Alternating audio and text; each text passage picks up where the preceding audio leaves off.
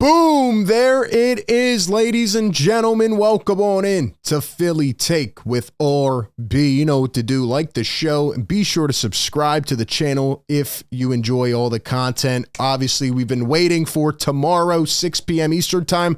That is when free agency will open. Sixers have a lot of decisions to make, but in the meantime, the number one domino, aka the Paul George situation, is the one factor that could change everything. That is the thing that the rest of the Sixers free agency hinges on, and we finally got a decision. I was just on Bleacher Report like an hour ago saying, look, I'm waiting on this Woj bomb. That'll tell us everything we need to know. And Paul George had until 5 p.m. Eastern today to either accept or decline his $48.7 million player option.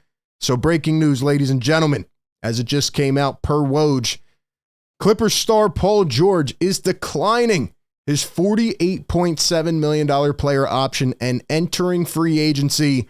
He is planning to set meetings with cap space teams and the Clippers beginning on Sunday night. An opt-in trade scenario is now gone.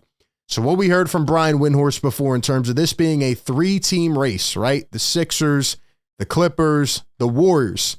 The Warriors are now out of it, right? There's only a certain amount of cap space teams that could sign Paul George. And if we're being realistic, there's only a couple cap space teams that could sign Paul George who actually can win right now, right? You can talk about the Magic. Maybe they're on the come up.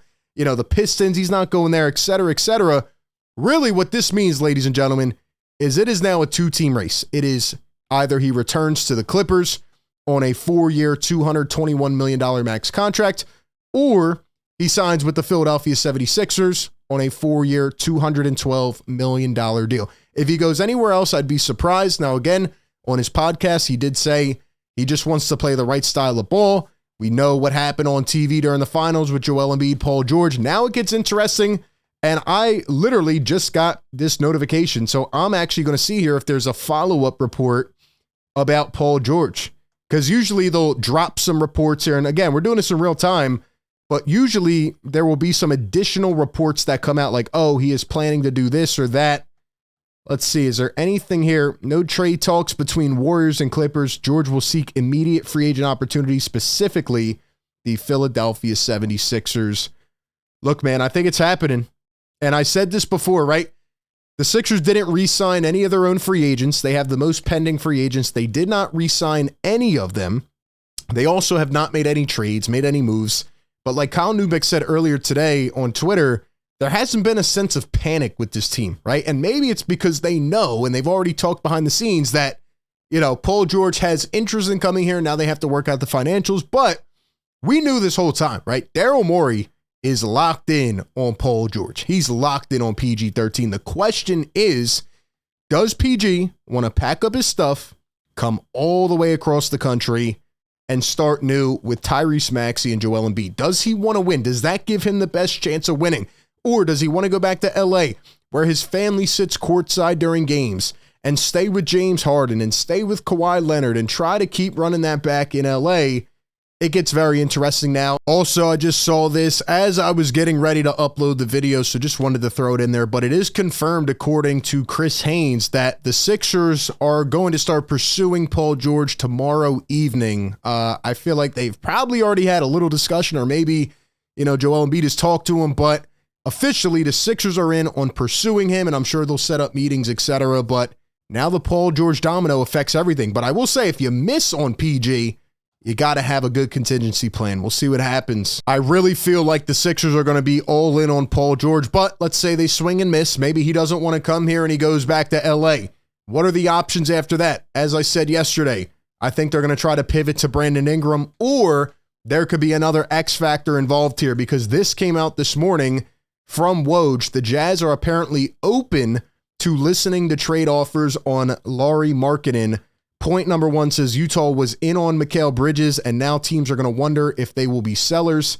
Utah would like to keep Markkanen in a perfect world, but teams are preparing aggressive offers, and we know dealing with Danny Ainge is not the easiest thing. We also know that it's going to take a king's ransom, but again, sometimes you have to take the risk, and if it's up to me and it was down to giving up a couple picks in 2030 and 2031. Screw that. I'm going all in. I'm getting Lauri Markkanen. This is the first time we heard, especially from a guy like Woj, that he could be on the table. And if it is possible, I know people keep saying to me all day, well, OKC can outbid Philly. They have more young players, etc. I get that, right?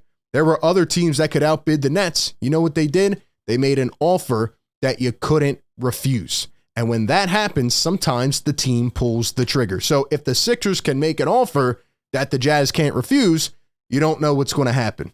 But right now, it feels like the hierarchy is Paul George, and then number 2 is probably Brandon Ingram, and the rest is maybe there's a wild card scenario, like Jimmy Butler doesn't agree to an extension, or Lauri Markkanen is on the table, etc., etc.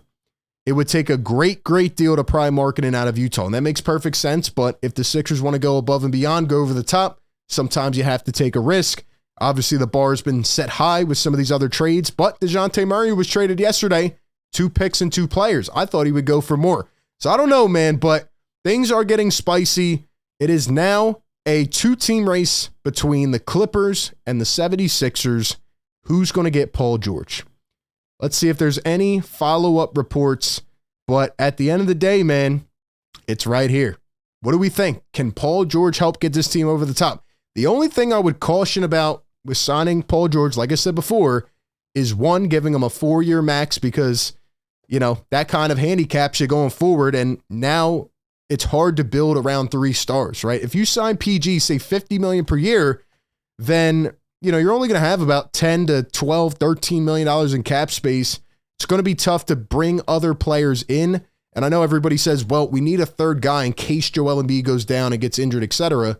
Well, I would respond to that by saying, what if Joel Embiid doesn't go down, but what if Paul George goes down, right? And then you'd have no other way to improve this team. If you have 3 stars and you load all your money into those guys and surround them with like minimums and guys like that, well, if one of them goes down for the season, then pretty much you're screwed. And we saw that, not exactly, but we saw it similarly with the Suns, how they're trying to follow that 3-star method, and it's tough. It's tough. I'm not saying it can't work, but it gets harder to build the roster. But you also have to look at the opportunity costs, the alternative options.